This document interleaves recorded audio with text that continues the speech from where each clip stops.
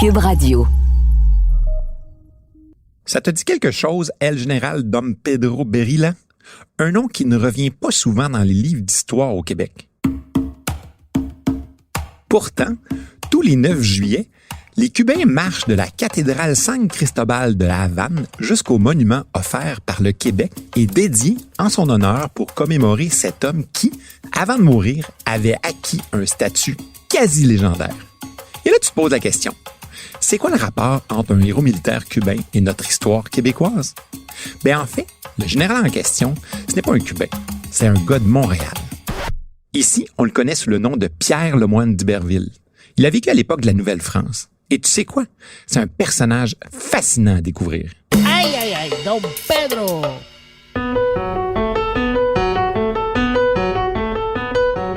Tu sais, l'histoire, c'est pas comme la date de péremption des aliments dans ton frigo. Tu vas pas te transformer en monstre si t'en manges un peu. Puis bien souvent, tu te rends compte que ça peut être vraiment le fun. Ici Martin Landry, je suis professeur d'histoire. J'écoute le balado Passé date.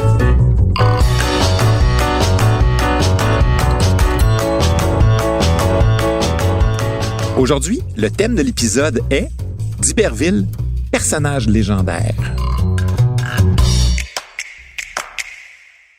Tout au long de notre vie, on a tendance à s'identifier ou à s'inspirer des personnages qu'on trouve remarquables. Tous les récits historiques du monde témoignent de ce profond désir de l'être humain se trouver des modèles identitaires, bien souvent plus grands que nature. Au Québec, quand on aborde l'histoire de la Nouvelle-France, on parle souvent de Samuel de Champlain, de Marie de l'Incarnation, de Jean Talon ou de Marguerite Bourgeois. Tous des immigrants français qui ont laissé une empreinte indélébile sur notre histoire. Pierre Lemoine d'Iberville est l'un d'eux. Lui, il n'était pas français de France, mais bien canadien. Il est né à Ville-Marie, il y a plus de 350 ans. Mais qu'a-t-il fait de si important pour qu'on souligne sa mémoire du Canada jusqu'à Cuba? C'est le 16 juillet 1661 que Pierre Lemoine d'Iberville voit le jour sur l'île de Montréal. Il est le 3e fils d'une famille de 14 enfants.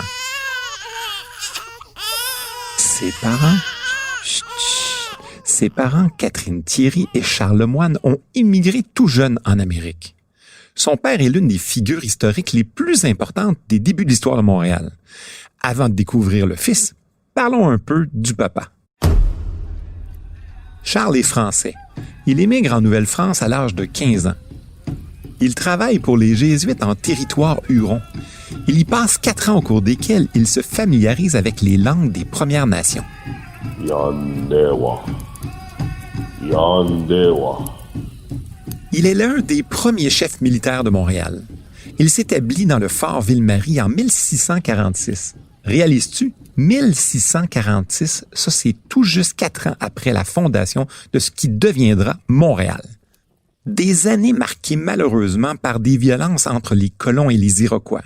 Charles, lui, participe à la défense de la jeune colonie et prend part à ces affrontements. En temps de paix, sa connaissance des langues des Premières Nations le rend fort important. Il sert souvent d'interprète entre les autorités coloniales et les Autochtones. La bravoure de Charles Lemoine est récompensée. On lui accordera des seigneuries, entre autres celles de Longueuil et de Châteauguay. Il sera même nommé gouverneur de Montréal. Charles Lemoine, de Longueuil et de Châteauguay, fera fortune, principalement grâce au commerce des fourrures. C'est ainsi qu'il devient le citoyen le plus riche de Montréal, à son époque.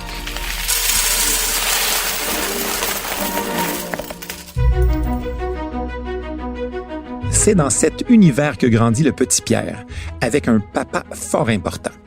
Pierre rêve depuis son plus jeune âge de devenir marin.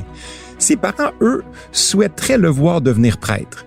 Le jeune d'Iberville préfère sans aucun doute l'aventure aux études. On peut constater depuis toujours qu'il a du caractère. Par exemple, à 12 ans, il va fuir la maison familiale et son destin religieux pour s'embarquer comme mousse sur un navire appartenant à un oncle. Attendez-moi! À son retour à Montréal, 3 ans plus tard, imagine, 3 ans, il est clair qu'il ne sera pas un très bon religieux. Aux côtés des associés de son père, il apprend à devenir un homme du pays. Dès 1683, il est chargé de livrer d'importantes dépêches à la couronne de France. Ce temps passé à traverser l'océan Atlantique et auprès de la cour du roi n'est qu'un présage de son influence à venir.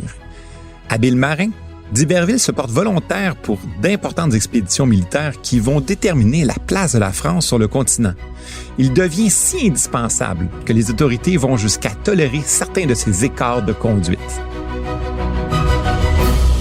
Il faut savoir qu'au cours du 17e et du 18e siècle, la traite des fourrures est l'activité économique au cœur du développement de la colonie, mais aussi un enjeu au plan commercial. Si, au 17e siècle, la France domine le marché européen des fourrures, les colonies anglaises d'Amérique voudront leur part du gâteau. À partir de 1659, des voyageurs français, Pierre-Esprit Radisson et Médard Chouard Desgroseilliers, ont fréquenté la région du lac Supérieur et de la baie du Thon et reviennent convaincus que la meilleure fourrure est au nord.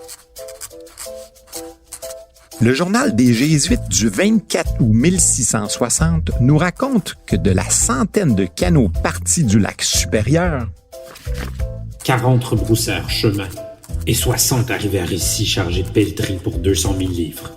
Ils en laissèrent pour 50 000 livres à Montréal et portèrent le reste aux Trois-Rivières. À leur arrivée à Québec, ils furent salués par le canon du Fort Saint-Louis et accueillis avec égard. De nouvelles possibilités économiques incroyables s'ouvraient pour la jeune colonie. Malheureusement, après avoir reconnu leur contribution à la prospérité de la colonie, le gouverneur, fâché de ne pas avoir été consulté avant l'expédition, fait emprisonner des groseilliers pour être partis explorer et découvrir le territoire sans permission officielle. Plus encore, le riche butin des deux hommes est confisqué et ils sont condamnés à une amende.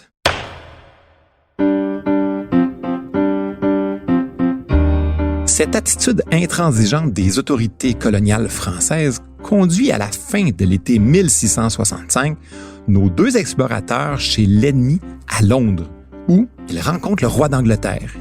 Ils lui transmettent leur savoir à propos des trésors de fourrure que recèle le territoire autour de la baie du Thon et aussi les avantages géographiques pour le transport vers l'Angleterre. 3 ans plus tard, ils guideront des navires anglais vers cette source inestimable de richesse. En 1670, le roi d'Angleterre accorde une charte royale à des investisseurs qui fondent la Compagnie des aventuriers de la baie du Thon. Tu sais, celle que l'on nomme aujourd'hui la baie.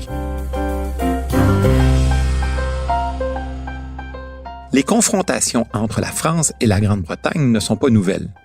Mais avec l'exploitation des richesses comme la fourrure ou les pêcheries d'Amérique, la rivalité entre les deux superpuissances est accentuée. Puis, lorsque les métropoles européennes sont en guerre, les colonies d'Amérique le sont aussi. C'est dans ce contexte de guerre intercoloniale que Pierre Lemoine d'Iberville se démarque. Il est envoyé pour une première expédition en 1686 pour chasser les Anglais de la baie du Thon. Comme je te racontais il y a 2 minutes, une présence britannique due en partie à Radisson et des Groseilliers. Pierre Lemoine va réussir à s'emparer des installations anglaises au nom du roi de France. C'est un peu là que la légende de d'Iberville prend forme. Lors de la première attaque lancée contre les Anglais au Fort Moose, d'Iberville réussit à entrer dans le fort par la grande porte de la palissade, mais la porte se referme abruptement derrière lui. Il se retrouve à l'intérieur du fort, mais complètement seul. De justesse, il réussit à se maintenir à l'écart, à résister aux attaques anglaises, jusqu'à ce que ses compagnons trouvent une façon d'entrer.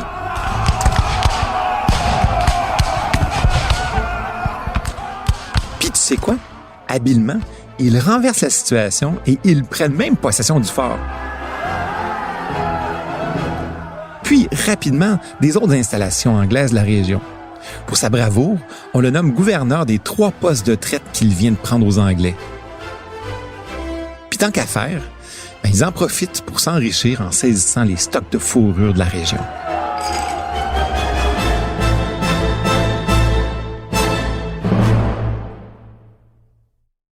Mais qu'est-ce qui fait en sorte qu'on s'entretue pour cette fourrure en Amérique? C'est complètement fou. Premièrement, parce qu'avec le poil de ces petits animaux, on fabrique du feutre. Puis avec le feutre, le chapelier confectionne des chapeaux. Mais il faut savoir qu'à cette époque, le chapeau a un double rôle. Il sert à se protéger, oui, mais il représente aussi un élément d'affirmation du statut social des gens. Tout le monde porte un chapeau. La question à se poser est, pourquoi l'animal à fourrure d'ici plus qu'ailleurs? Bien, tout simplement parce que le castor chassé et échangé par les Premières Nations d'Amérique est bien spécial. Unique même. Ce n'est pas juste du castor, c'est du castor gras. Gras parce que les peaux des animaux sont portées du côté poil contre la peau des Autochtones, et ce, pendant 1 an et demi. Ben, la friction de la fourrure contre la peau fait tomber le poil long. Puis, combiné à l'acidité de la sueur humaine, ces peaux sont très en demande parce qu'elles éliminent des étapes de la confection du feutre. C'est cette fourrure, particulièrement celle du castor portée par les Premières Nations, qui est recherchée. Il n'y a qu'ici qu'on peut produire cette ressource avec la collaboration des Premières Nations. Puis, qu'on se le dise, elle est troquée à un prix vraiment avantageux pour les Européens. Alors, ce très beau miroir, 2 livres de tabac importé et ce fusil. Le tout contre tout ce qu'il vous reste de peau de castor. C'est une excellente affaire, non? Bon, revenons à d'Iberville. Depuis 1688, la guerre de la Ligue d'Augsbourg fait rage en Europe entre la France et une coalition dont fait partie l'Angleterre. Comme nous l'avons dit, les colonies sont alors entraînées dans ce conflit par défaut. En 1690, le gouverneur Frontenac envoie un détachement militaire dont fait partie d'Iberville en représailles au massacre de la Chine commis par les Iroquois, alliés des Anglais.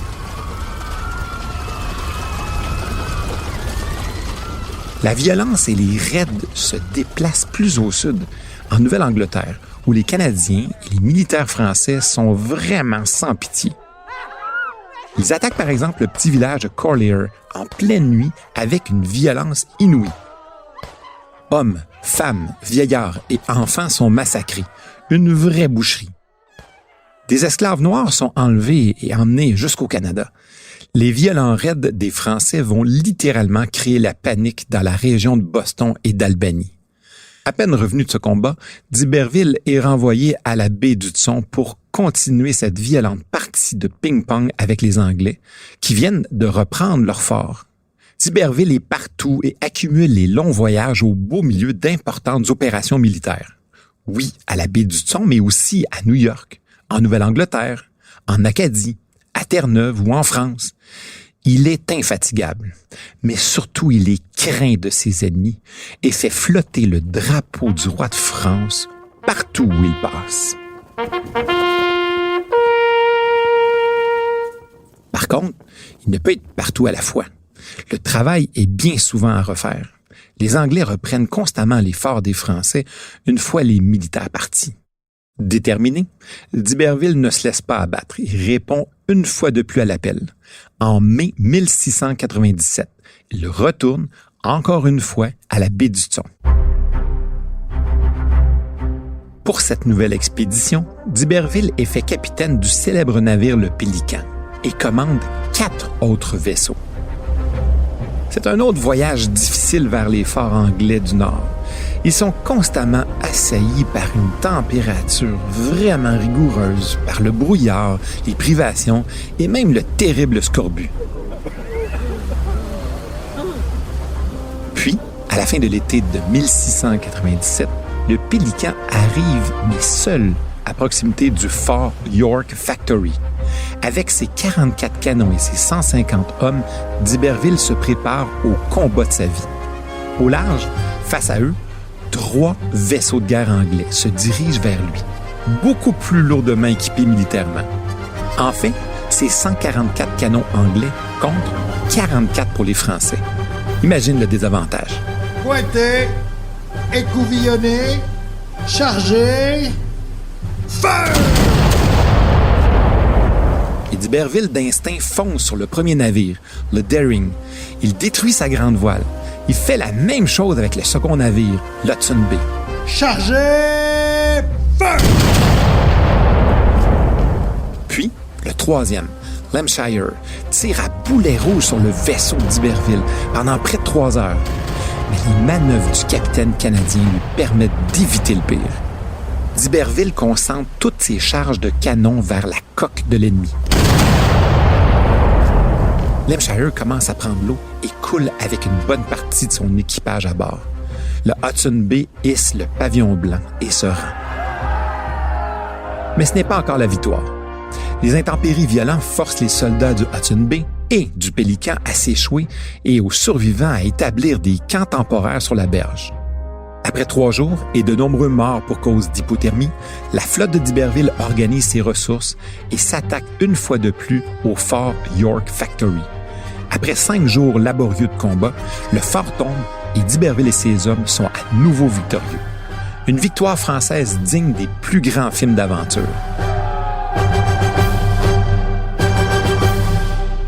Mais les célébrations sont de courte durée. Vous vous souvenez de la guerre de la Ligue d'Augsbourg en Europe? Eh bien, quand les empires européens signent la paix, par le traité de Ryswick en septembre 1697, il sera convenu que la France devra remettre à l'Angleterre tous les territoires conquis, principalement les postes de la Compagnie de la baie d'Hudson, pris par Pierre Le Moyne d'Iberville entre 1686 et 1697. Imagine la déception de d'Iberville et de ses hommes qui n'ont pas connu la défaite militaire, mais qui doivent remettre leur conquête à cause de ces tractations politiques en Europe. À l'automne de la même année, Louis XIV lui demande de reprendre l'exploration du territoire et surtout de procéder à la colonisation de la Louisiane. D'Iberville doit user de tous ses talents pour trouver l'embouchure du Mississippi dans le golfe du Mexique. Suivant son chemin le long de la côte, il découvre en mars 1698 ce qui était tant recherché, l'embouchure du Mississippi. D'Iberville fonde alors la Louisiane française. Il érige des forts le long du Mississippi et organise des expéditions de plus en plus profondément à l'intérieur du territoire. Pour le récompenser, Louis XIV lui accorde l'ordre de Saint-Louis. C'est la première fois que le roi de France accorde cet honneur militaire à un Canadien de naissance. Quelques années plus tard, en 1702, Louis XIV voit une opportunité d'étendre son pouvoir en s'emparant du trône d'Espagne laissé sans héritier. En Amérique, ce conflit devient une deuxième guerre intercoloniale. Au début de l'année 1706, Iberville sème la terreur dans les Antilles anglaises. Il terrorise, pille et fait craindre le pire aux établissements de la Nouvelle-Angleterre. Peu après, il fait escale à la Havane. Il entreprend des pourparlers avec son gouverneur, Pedro Alvarez de Villarin, dans l'espoir d'une alliance contre les Anglais. Ils se disent qu'ensemble, ils pourraient se débarrasser plus facilement de l'influence britannique sur les Antilles. Mais le 9 juillet de cet été-là, d'Iberville meurt. Il avait 45 ans.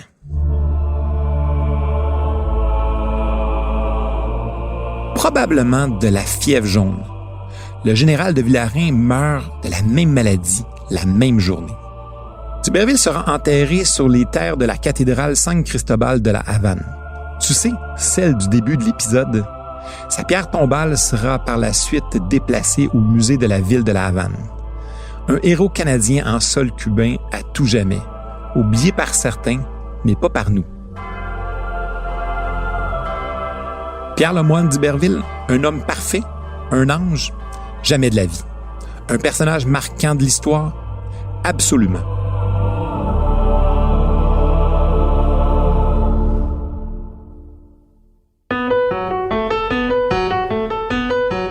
Tu sais, si tu veux pas être passé date, c'est important des fois de regarder un peu en arrière, d'essayer de comprendre le passé pour mieux voir où tu vas aller. J'espère que tu as apprécié. Je te donne rendez-vous au prochain épisode. Salut!